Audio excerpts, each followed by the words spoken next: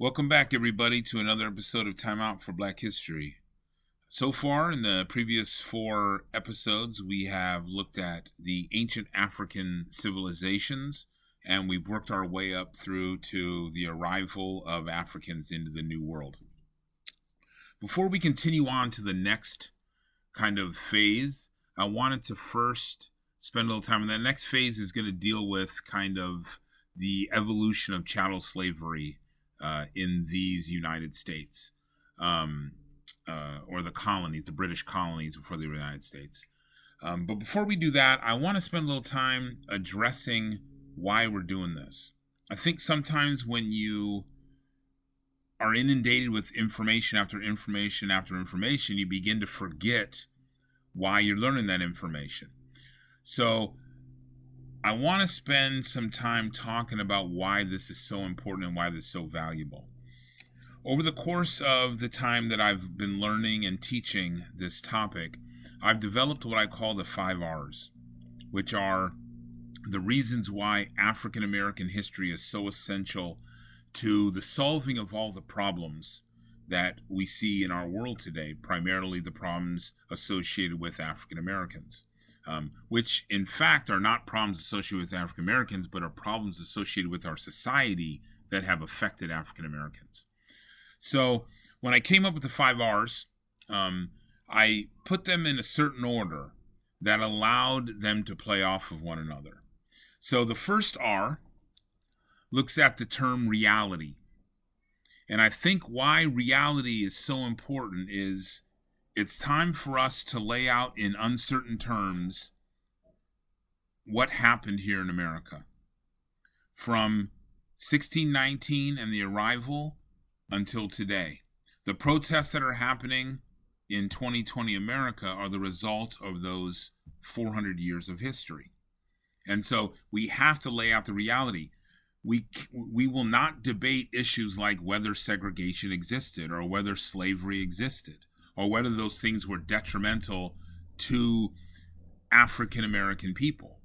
Those aren't debatable. Those are a reality that we must set in stone before we can move on to the next phases. And so the next term I like to use is respect, because I think that's a piece that's been sorely missed in our education system.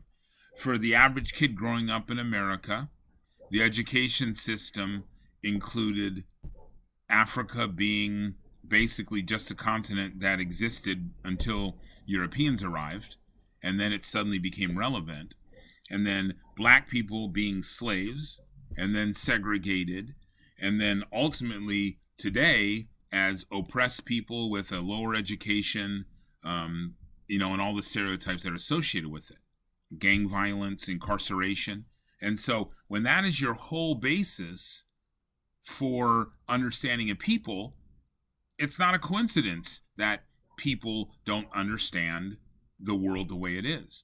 So by bringing in respect, by bringing in reality, you're able to really bring a level of respect to a people that came from a continent of glorious success, that had some of the world's greatest natural resources, that had great civilizations, to a people that survived a mass migration, forced migration, and were resilient enough to adapt through 100 years, 200 years of slavery, survived segregation, and still are moving today.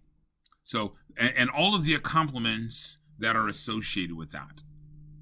Okay, the next term refers to refute. So we have reality, respect, and refute. Refute's important. Refute allows us to disable all of the stereotypes, the myths, the misconceptions, all the things that are associated with African Americans and our history.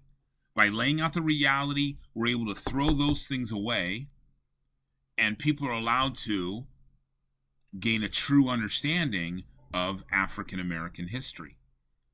And with that comes the responsibility of a nation to accept the burden of addressing these realities. Okay, once the myths are refuted, once we begin to learn the truth, then we're able to kind of move forward. We think of this the same way we think about the progressive era in U.S. history, when we lived by the genteel tradition, social Darwinism. People are poor because they're poor. It's got nothing. And then naturalists came and progressives came, and they began to unveil the truths and the realities of the world. And suddenly, people began to make the changes that needed to be changed as a result of that.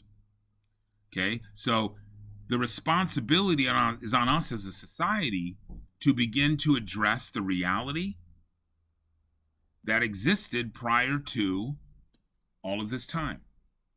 And then the last one refers to rebuild.